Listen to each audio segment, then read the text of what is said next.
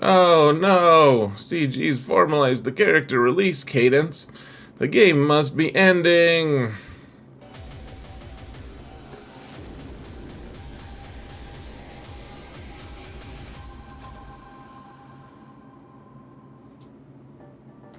Hello everyone, and welcome to another episode of Xerath Celebrates the 9th year of this game inevitably ending due to naysayers being the naysaying people that they are.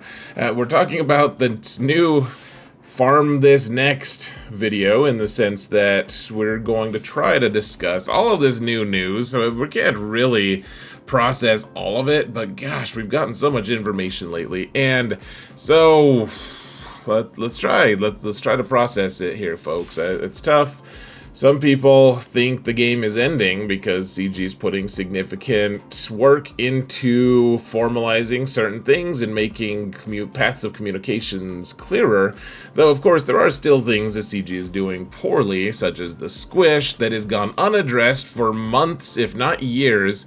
There's a lot of situations here. We can't talk about all of it, and I don't really care to get too dramatic. We are going to talk about fleets a little bit, and we're going to talk about probably other stuff, too. It's going to be great.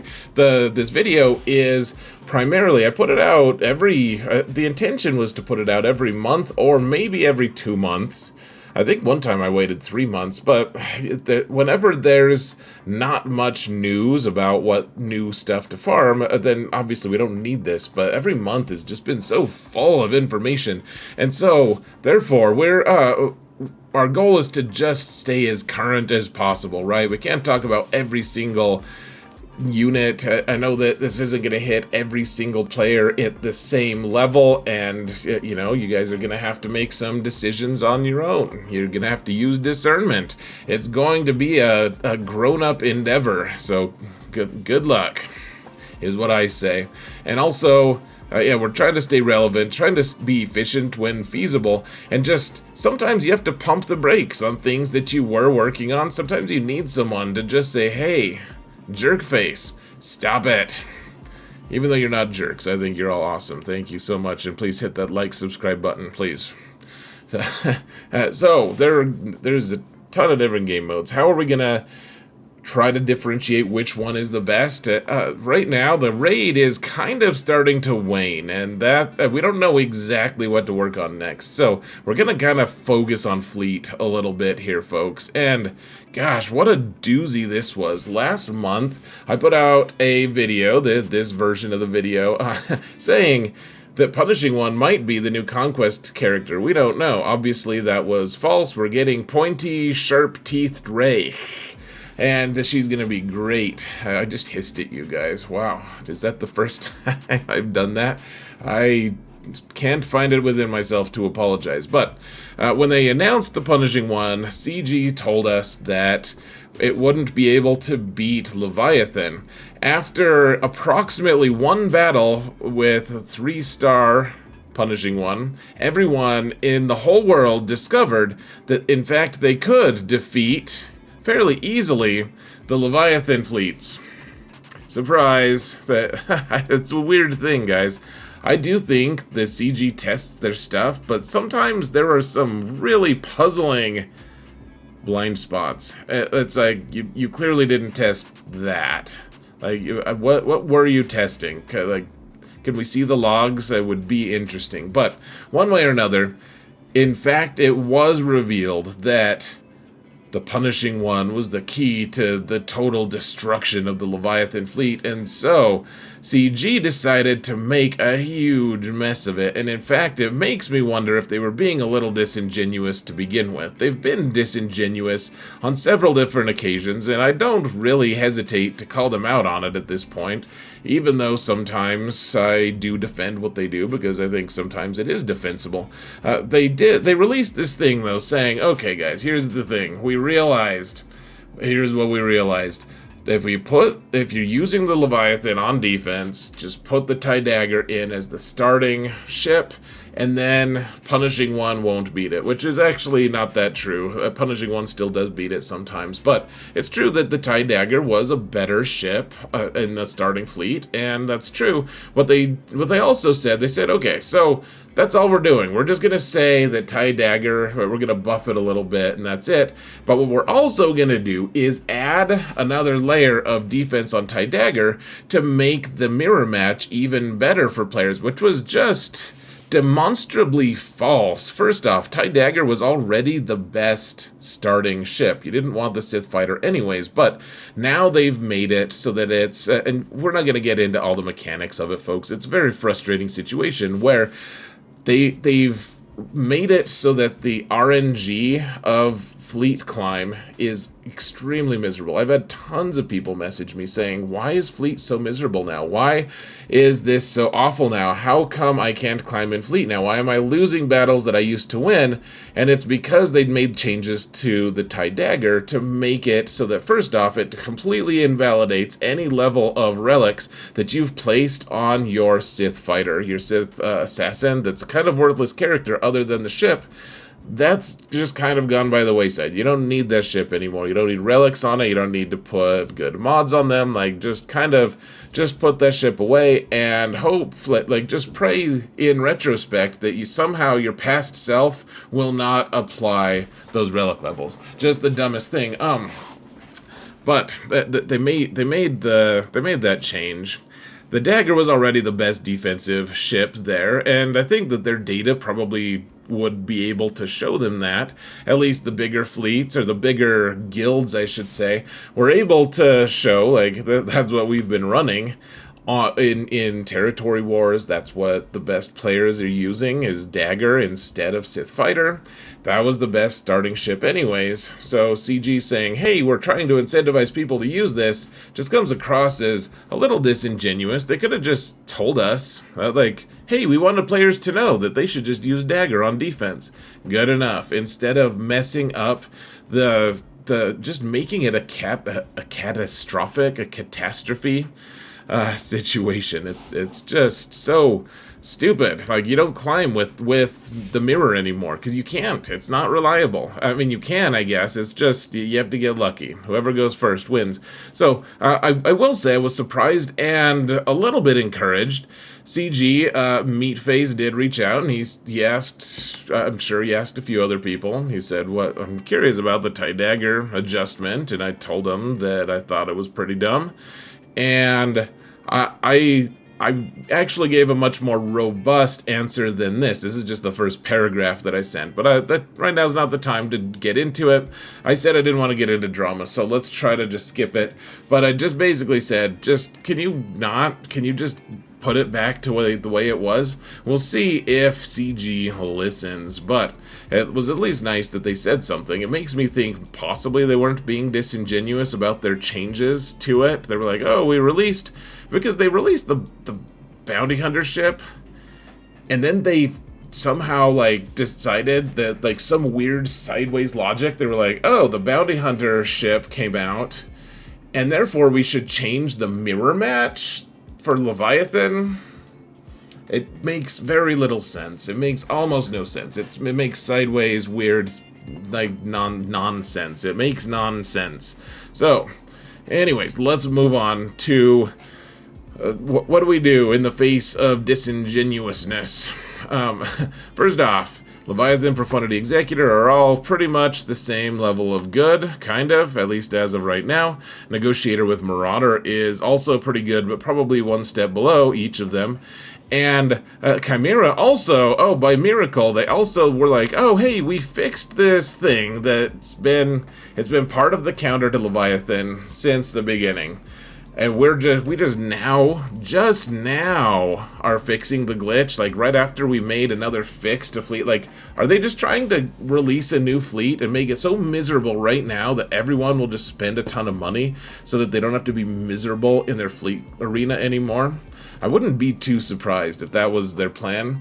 I'm conspiracy theorizing a lot here, but the Chimera counter to anything has just fallen off the map because the TIE the thing with the TIE fighter with Chimera it stopped marking itself. And whereas it's technically been a bug forever, or for a while, it's been a bug for so long, and it's been so central to our ways of countering different fleets that it just doesn't seem like it could be a coincidence. It just doesn't seem like it. But the Chimera counter is now just off the table for a lot of different. It's like maybe you can beat Malevolence. That it's embarrassing. It's horrible.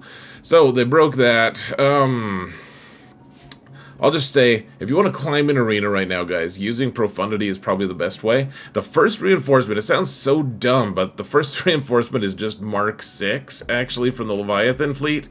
And then do the AoE for your, for tenacity up on your hull guys, and that stalls out the Leviathan from being able to get the ult as fast, and you can get your ult and win. This is the most consistent way to climb, folks. So maybe we'll do a video on it. Until then, go watch Dynasty's video on it. It's pretty cool.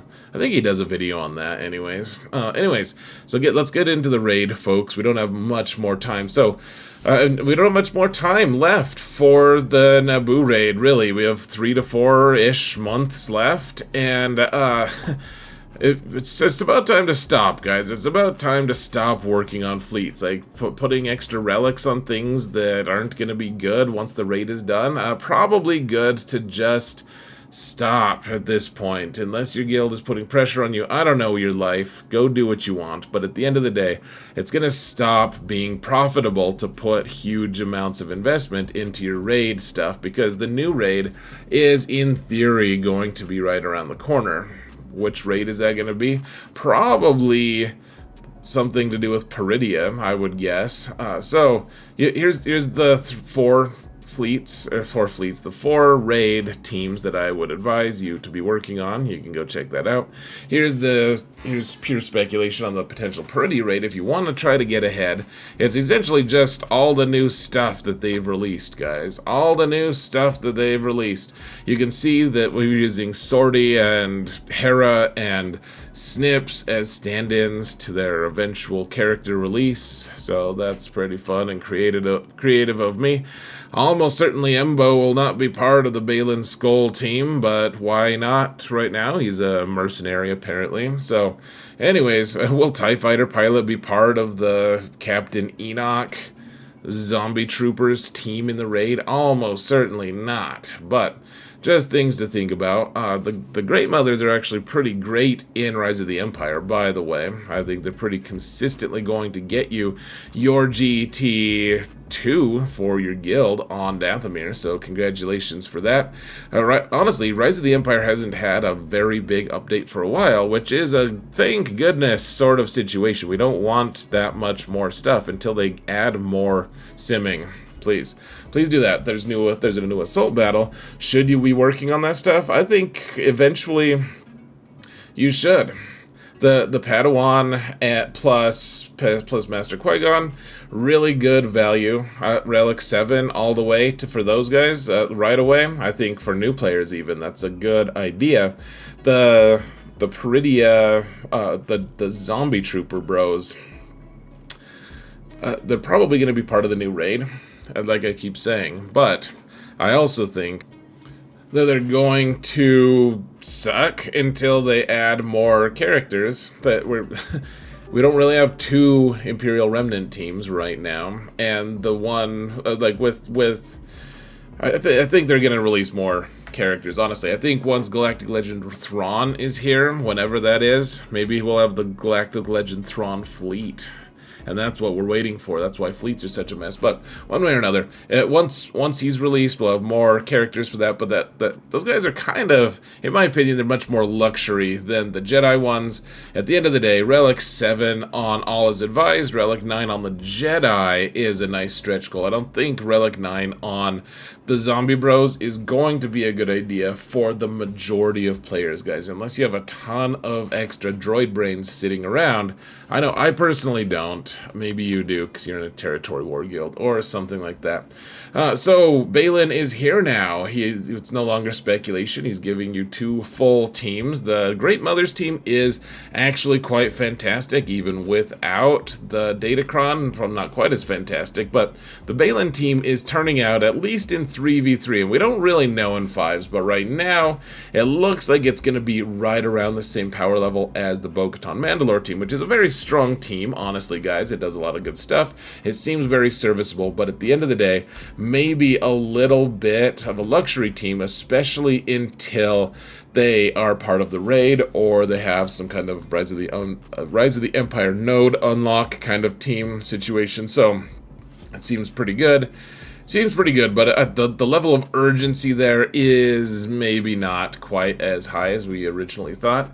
But Galactic Legend Ahsoka Tano, aka Glat, she's shaping up to be... I don't... Is she going to be way overtuned because of her requirements? Guys, her requirements are just simply so crazy. 6 new marquee characters that are not... they're not quickly farmable. They're all tough to farm, and some of them kind of suck. Honestly, like the zombie troopers right now, not great. And you also need Ezra from Conquest, which not everyone has access to, but even if you do, that's another character you have to get at least to like Relic 7 or 8 in order to use him well with a Galactic Legend. Then you also need 3 Relic 9 characters that are not going to be used on her team specifically. Yes, at least 2 of them are probably worth the Relic 9 anyways, but gosh, it's expensive. No other thing has required 3 Relic 9s. And then also, it's just going to take a long time to get these characters. Hera's probably out on December 3rd, it looks like, which means Hera will probably become farmable sometime in February, which means we can't farm her all the way until probably sometime in March or maybe even April. In which case, we're going to unlock Galactic Legend Ahsoka Tano probably in about 5 months. Gosh, 4 or 5 months. It's a lot. Balin will probably be available again in February. So if I was to choose one of those 2 for you, I would choose Balin, I think, just because, I mean, I would go for all of them, frankly. I would just farm all of the characters very slowly. People have been asking me, what do I think about pointy, sharp-teethed Rey? She looks really good, and her kit looks good too. Now, she seems really important though. She's a lifter unit for a Galactic Legend. I wouldn't mess around with it, guys. If you're gonna choose a conquest to slack on, I would slack on the next one, or maybe the one that we just finished retroactively somehow. You can figure it out. I'm sure I'm not going to do it for you, but don't slack on her. She seems like she's going to be really good. CG's telling you she's gonna be good. She's going to be good, folks. I don't know what to tell you. So how to prioritize. The last thing I'm going to say here, folks. So, yeah, I mean, this is kind of just a recap of what I've said so far in this video. Night Sisters are great on their own. They're a wonderful team, and it's wonderful that they're part of the requirements for Balin, which is also a pretty good team. But then the final thing I want to point out, folks, is Bad Batch are the next thing that they're going to be. That's the next era, folks. And I suppose we can all argue about whether or not they're going to be really good or not, or which characters they're going to be required for, or whatever. One thing I will say is, I think maybe it's time we could start working on Bad Batch again, and it not being just a terrible, stupid investment, because Bad Batch are currently outside of the meta, but I do think that they're going to release Crosshair, and contrary to everyone's beliefs that they're just going to release 5 new Bad Batch characters and totally just use that as a new, like, just brand new Bad Batch team, I don't think they're going to do that. I think they're going to release Harry Asajj. I think they're going to release some other weird mercenary characters, and then I think they're going to release Crosshair to refresh and make current and relevant again the current Bad Batch team, because we're only like one character away from that team being meta. It just has some really rough mechanical deficiencies that currently make it non-usable in the current meta, at least the endgame meta. And I think they'll end up being really good. Remember when they were first released, they killed everything, and then suddenly they just dropped off a cliff because the mechanics just suddenly stopped keeping up. I think they just need Crosshair to rejuvenate the squad. Maybe like a teenager Omega or something like that. But I would say if you need something to work on Bad Batch, because also the Marauder is part of some really cool off-meta fleets that are being developed right now. Marauder is the future for fleets in a lot of ways. Here are other links to other farming videos that I have made. Go check them out, folks. They're all in the video description. And with that, I bid you adieu. Thank you all so much for watching. And remember that in all things, Xaereth prevails. Have a good one, folks.